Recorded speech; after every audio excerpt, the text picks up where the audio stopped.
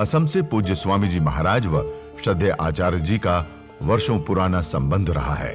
देश के दूर दराज के इस क्षेत्र में पूज्य स्वामी जी महाराज व श्रद्धेय आचार्य जी ने आज से 25 वर्ष पूर्व इस प्रांत में आकर ग्रामीण लोगों को योग व आयुर्वेद के माध्यम से सेवा की थी।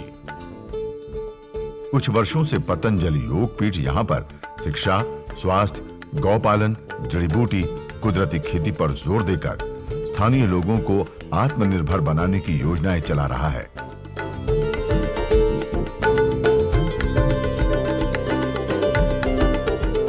आज से 28 फरवरी तक पूज्य योग ऋषि स्वामी रामदेव जी महाराज व श्रद्धेय आचार्य बालकृष्ण जी असम प्रांत के प्रवास पर हैं, जहां उनके मार्गदर्शन व सानिध्य में गौशाला उद्घाटन, गौदान, योग आयुर्वेद ट्रीटमेंट सेंटर उद्घाटन एवं आचार्य कुलम वार्षिकोत्सव कार्यक्रम संपन्न होंगे। वार्षिकोत्सव समारोह में आगमन पर पूज्य स्वामी जी, श्रद्धेय आचार्य जी व पूज्य स्वामी हरि चेतनानंद जी महाराज के चरण छूकर कार्यकर्ताओं व लोगों ने आशीर्वाद प्राप्त किया।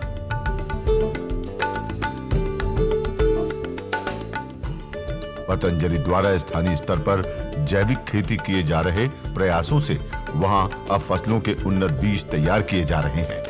इस अवसर पर उनकी एक प्रदर्शनी का आयोजन किया गया था। पूज्य स्वामी जी, श्रद्धेय आचार्य जी व पूज्य स्वामी हरि चेतनानंद जी महाराज ने वहां के लोगों द्वारा प्राकृतिक व विषमुक्त कृषि के द्वारा उगाई गई 240 किस्मों के धान का निरीक्षण किया। चिरांग डिस्ट्रिक्ट है असम का, और यहाँ विद्यालय है, गौशाला है और खेती पर भी हम लोग प्रयोग कर रहे हैं। तो लगभग 240 प्रकार का ये चावल का अलग अलग वैरायटी है जो यहाँ पर पैदा किया गया है, और ये सारा पूरा का पूरा ऑर्गेनिक है। ऐसे सैकड़ों प्रकार के हमारे यहाँ पर कुदरती किस्में हुआ करती थी चावल की, जो वक्त के साथ धीरे धीरे नष्ट हो रही थी। पतंजलि उनको भी प्रिजर्व कर रहा है और इन पर निरंतर अनुसंधान करके जो हमारे देसी बीज हैं, देसी खाना है, जो हमारी कुदरती देसी खेती की पद्धति है, उसको हम आगे बढ़ाने के लिए निरंतर पुरुषार्थ कर रहे हैं। पूज्य आचार्य बालकृष्ण जी महाराज जी के मार्गदर्शन में हमारे अयूब अली खान हमारे भाई हैं, जो इस खेती की पूरी व्यवस्था को देखते हैं। ये तो जो है, जो जिस रूप में धान खेत से निकलता है उसको आप यहाँ पर देख रहे हैं, और इसके सारे वैरायटियों के नाम भी लिखे। मंच आगमन पर बच्चों ने मंत्रोच्चार कर स्वागत किया। इसके पश्चात बच्चों ने आचार्य कुलम कुलगीत का गान किया। कुलगीत के बाद दीप प्रज्वलन किया गया व छात्र छात्राओं ने सांस्कृतिक कार्यक्रम की प्रस्तुति दी।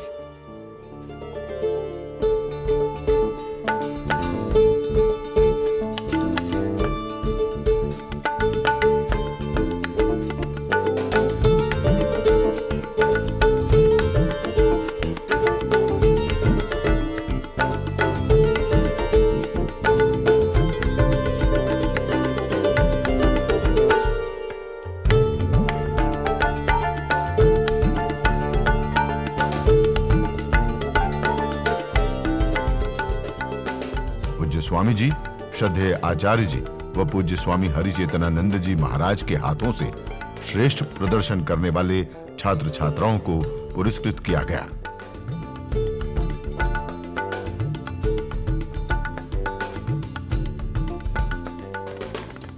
वार्षिकोत्सव कार्यक्रम के उपरांत पूज्य स्वामी जी, श्रद्धेय आचार्य जी व पूज्य स्वामी हरि चेतनानंद जी महाराज व बोडो टेरिटोरियल काउंसिल के श्री थाम्पा जी ने पतंजलि गौशाला का उद्घाटन किया।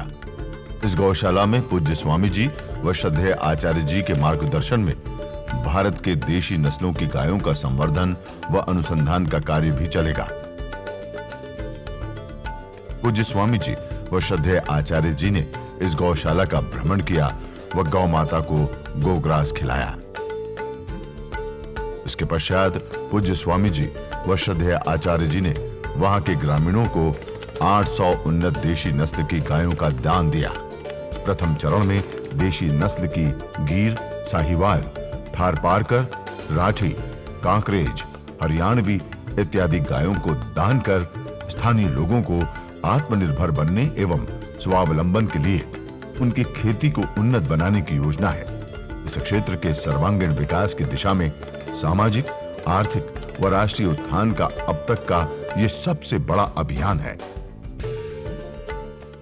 पतंजलि योग पीठ की ओर से 1000 गोदान का हमने लक्ष्य रखा था और अब एक पूरा ट्रेन भर करके हम यहाँ पर गाय लेकर के आए हैं और इसमें लगभग 60 लाख रुपए तो हमारा किराया भाड़ा और इनका यहाँ तक पहुँचाने में खर्चा लगा।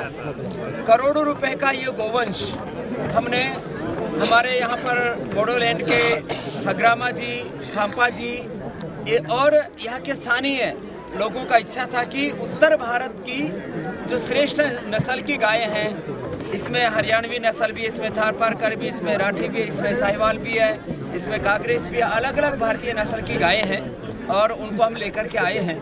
अब यहाँ असम में दूध, दही, घी की नदियाँ बहें और सबके जीवन में खुशहाली आए। यहाँ अभी तक छोटी गाय लोग पालते थे, बड़ी गाय को बहुत लोगों ने तो देखा भी नहीं था। तो कुछ गाय यहाँ 1.5-2 गुना है, कुछ 3 गुना बड़े साइज़ की गाय हैं और इनका दूध भी 8-10 किलो से लेकर के 15 किलो तक इनका दूध होगा और इससे इस क्षेत्र में समृद्धि का एक नया इतिहास लिखा जाएगा। और हमें विश्वास है यहाँ पर जिस तरह से हमारे हिंदू भाइयों ने और मुस्लिम भाइयों ने भी यहाँ से गो लेकर के उसकी सेवा का व्रत लिया है, इसका आने वाले समय में लोगों के जीवन पर एक बहुत गहरा असर पड़ेगा। इनका आगे गायों का नस्ल सुधार के लिए भी आगे इनको अच्छा ब्रीड का सीमेंट देने का काम भी पतंजलि करेगा। खाली गाय नहीं दिया है, आगे अच्छे नस्ल का हम नंदी भी दे रहे, सांड भी दे रहे और आगे इन गायों को जब क्रॉस कराना पड़ेगा तो अच्छे नस्ल का हम सीमेंट भी देंगे, जिससे कि यहाँ की गायों की नस्ल आगे वृद्धि होती रहे। आइए अब देखते हैं वार्षिकोत्सव समारोह के अंश।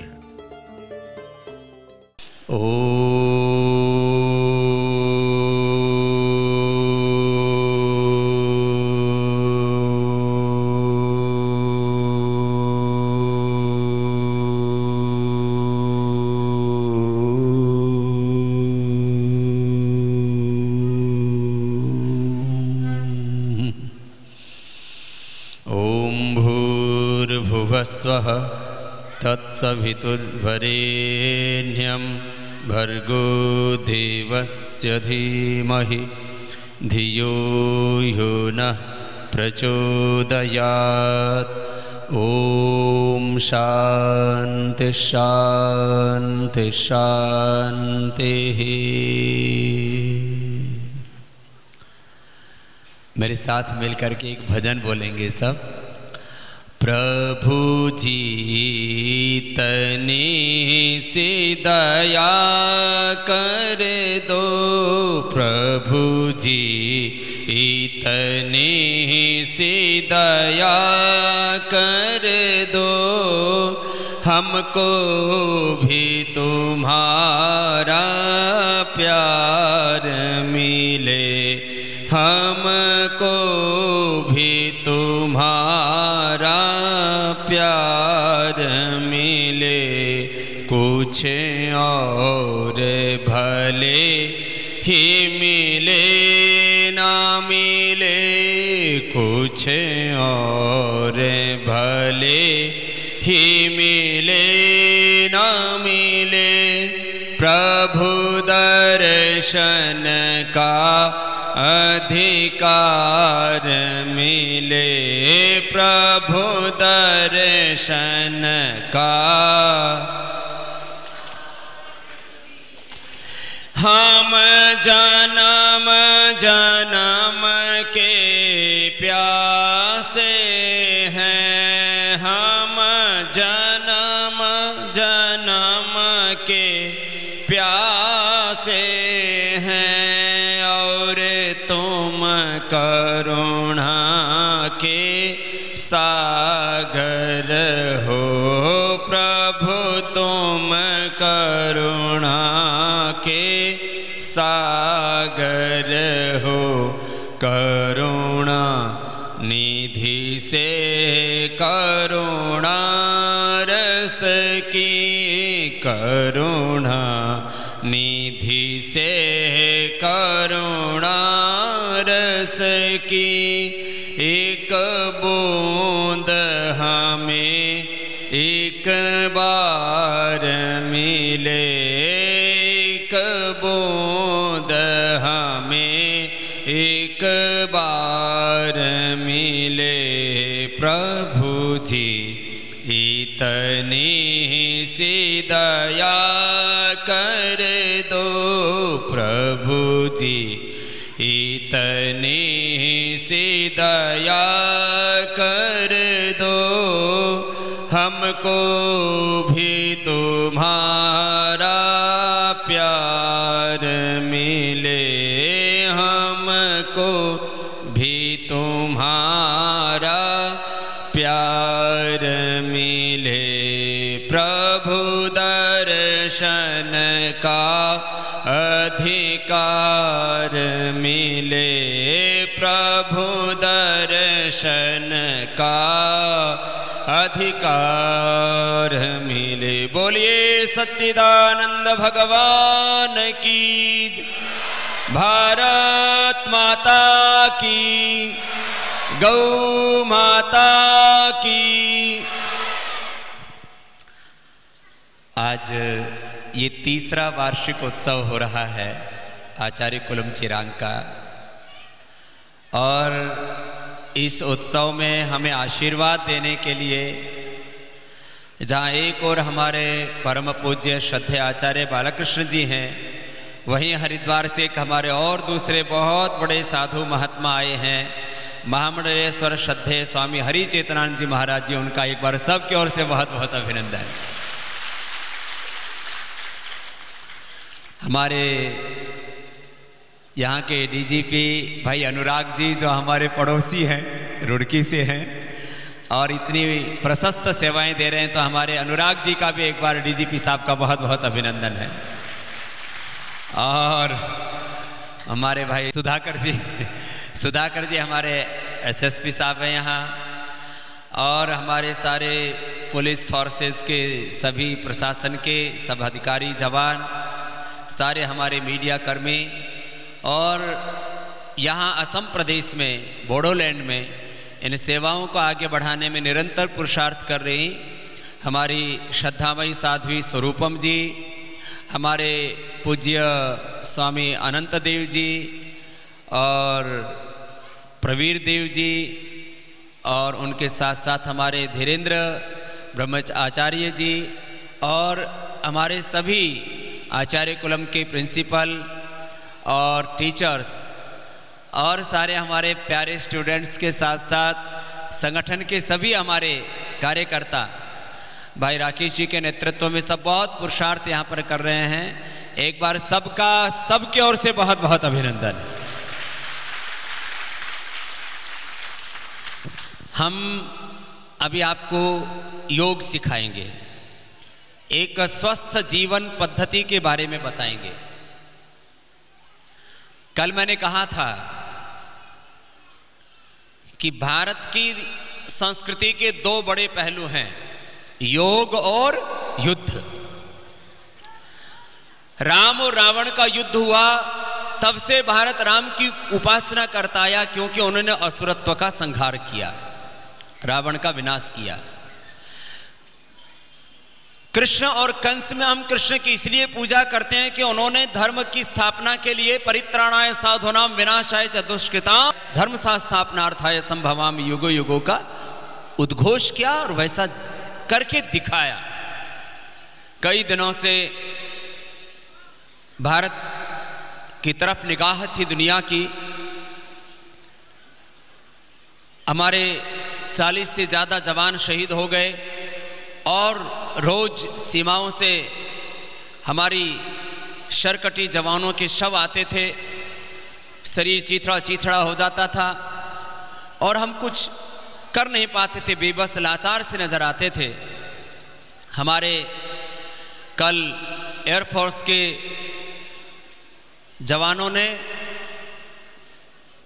एक बड़ी पहल की और एक शौर्यपूर्ण कारनामा करके भारत के गौरव, सम्मान और स्वाभिमान को बचाया और पूरी दुनिया में एक पराक्रमी देश की तरह एक्शन लेकर के करीब 200 आतंकवादियों को पीओके में घुस करके मार के दिखाया।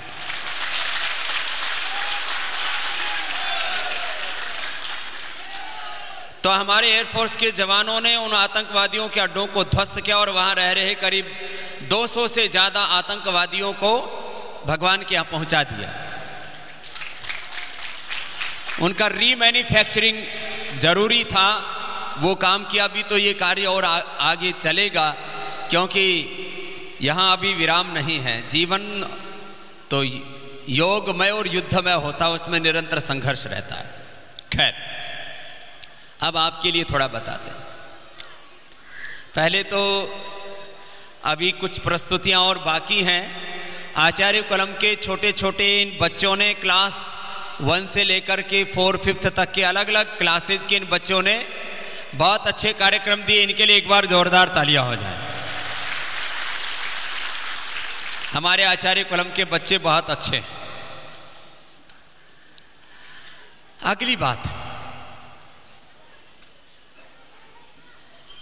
बच्चों को बचपन से जो हम शिक्षा और संस्कार दे देते हैं, वही उनका जीवन में स्वभाव बन जाता है। जो हम बच्चों को बचपन में शिक्षा और संस्कार, विचार दे देते हैं, वही उनका जीवन हो जाता है, वही उनकी लाइफ हो जाती है। जो हम सब्जेक्ट पढ़ते हैं, इसको एजुकेशन बोलते हैं। मैथ पढ़ा, साइंस पढ़ी, कंप्यूटर पढ़ा, हिस्ट्री पढ़ी, लैंग्वेज हिंदी, इंग्लिश। और एक अच्छी बात है कि आचार्य कलम में पढ़ने वाले बच्चों को कम से कम 4-5 भाषाएं यहाँ पर आती है।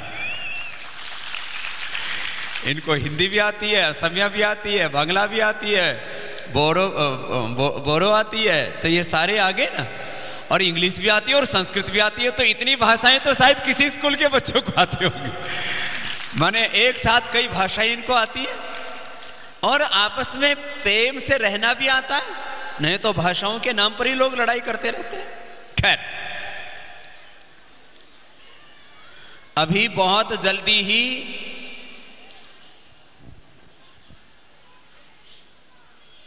भारत सरकार एक पहल करने जा रही है, उसका भी बड़ा परिणाम आएगा।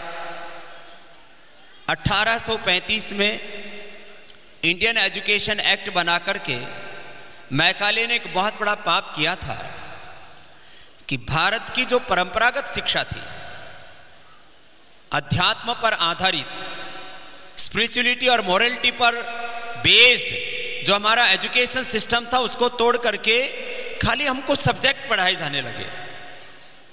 हमारे संस्कार कहीं पीछे छूट गए। अब भारतीय शिक्षा बोर्ड जल्दी भारत में बनने वाला है और मैकाले की शिक्षा पद्धति के स्थान पर भारतीय शिक्षा पद्धति की प्रतिष्ठा होने वाली है। यह बड़ा कार्य होगा। जो कार्य यहां पर आचार्य कलम में हो रहा है, वह कार्य देश भर में दिखेगा।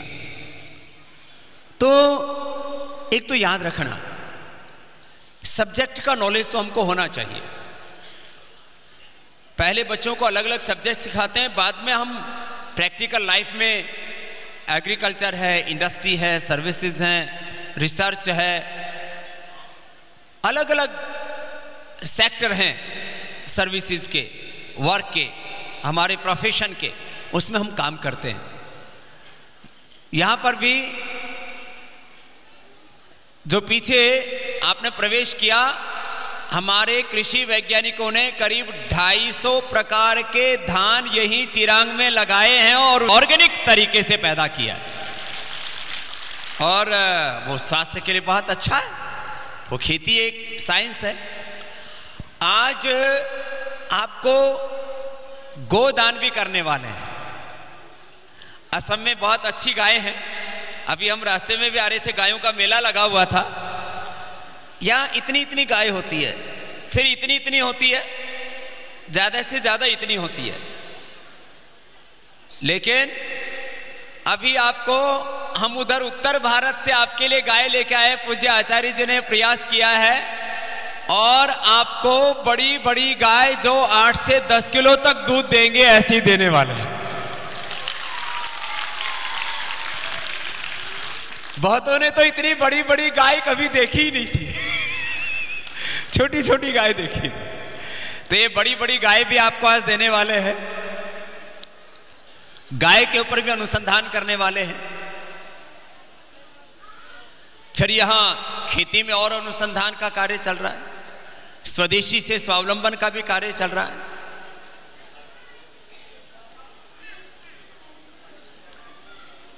अलग अलग सब्जेक्ट्स का नॉलेज हमें होना चाहिए। नॉलेज और एजुकेशन एक अलग पार्ट है। देखो, दूसरा बहुत महत्वपूर्ण पार्ट है हमारी जिंदगी का, हमारा स्वभाव कैसा है, हमारे संस्कार कैसे हैं, हमारा आचरण कैसा है। तो हम यहां दोनों चीज सिखाते हैं बच्चों को। एक तरफ यहां विद्याभ्यास कराते हैं, दूसरी तरफ योगाभ्यास करके इनके जीवन के अभ्यास, संस्कार, स्वभाव उसका परिष्कार करते हैं। विद्याभ्यास, योगाभ्यास कि 2 शब्द क्या बोलिए, विद्याभ्यास और योगाभ्यास, ये दोनों काम करवाते हैं। देखो, जो हम बार बार करते हैं वो हमारा स्वभाव या संस्कार बन जाता है। जो हम बार बार करते हैं वो क्या बन जाता है, हमारा स्वभाव और संस्कार। बार बार हम अच्छा सोचेंगे तो अच्छा सोचने का स्वभाव और संस्कार बन जाएगा। बार बार अच्छा देखेंगे, अच्छा सुनेंगे, अच्छा बोलेंगे तो अच्छा देखने का, अच्छा बोलने का, अच्छा सुनने का स्वभाव संस्कार बन जाएगा। बार बार जो खाएंगे उसको खाने का स्वभाव और संस्कार बन जाएगा। बार बार जो करेंगे, मारपीट करेंगे तो मारपीट करने का स्वभाव, प्यार से रहेंगे तो प्यार से रहने का स्वभाव और संस्कार। झूठ बोलेंगे बार बार तो झूठ बोलने का स्वभाव और संस्कार। जो करेंगे, चोरी करेंगे तो चोरी करने का स्वभाव और संस्कार बन जाएगा। और यही जिंदगी है। This is life. Our practice, our nature, our culture, this is our life. जो हम बार बार सोचते हैं, देखते हैं, सुनते हैं, बोलते हैं, करते हैं, खाते पीते हैं, वही हमारा स्वभाव और संस्कार बन जाता है। इसलिए अच्छा सोचना, अच्छी भावना रखना, अच्छा ही करना, अच्छा ही बोलना, अच्छा ही खाना पीना, wrong thoughts, wrong emotions, wrong action, जो भी हम उल्टा करते हैं वैसा स्वभाव बन जाता है। इसलिए हम एक बात सबको सिखाते हैं और ये बड़ों के भी सीखने जैसी है। हम छोटे बच्चे हमारे पास में आते हैं, हम गुरुकुल भी चलाते हैं, आचार्य कुलम भी चलाते हैं, वैदिक गुरुकुल विश्वविद्यालय आदि भी चलाते हैं। तो एक बात सबसे पहले सिखाते हैं, एक बार भी झूठ, क्या सिखाया बच्चों, एक बार भी झूठ, क्योंकि एक बार भी झूठ बोलेंगे तो झूठ बोलने की क्या पड़ जाएगी, आदत, स्वभाव, संस्कार। एक कोई भी शब्द बोल लो, एक ही बात है। तो एक बार भी झूठ बोला तो झूठ बोलने के संस्कार पड़ जाएंगे। हम आपको शिक्षा भी दे रहे हैं, संस्कार भी दे रहे हैं, ये बड़ी चीज सिखाते हैं। एक बार भी चोरी करेंगे तो चोरी करने का संस्कार बढ़ जाएगा। एक बार भी दारू पिएंगे तो दारू पीने का संस्कार, स्वभाव या आदत एक ही बात है। एक बार भी किसी को मारा तो मारने का संस्कार, स्वभाव, आदत। एक बार भी गुटखा खाया तो गुटखा खाने की आदत, संस्कार, स्वभाव, ऐसा। इसलिए बुरा काम एक बार भी,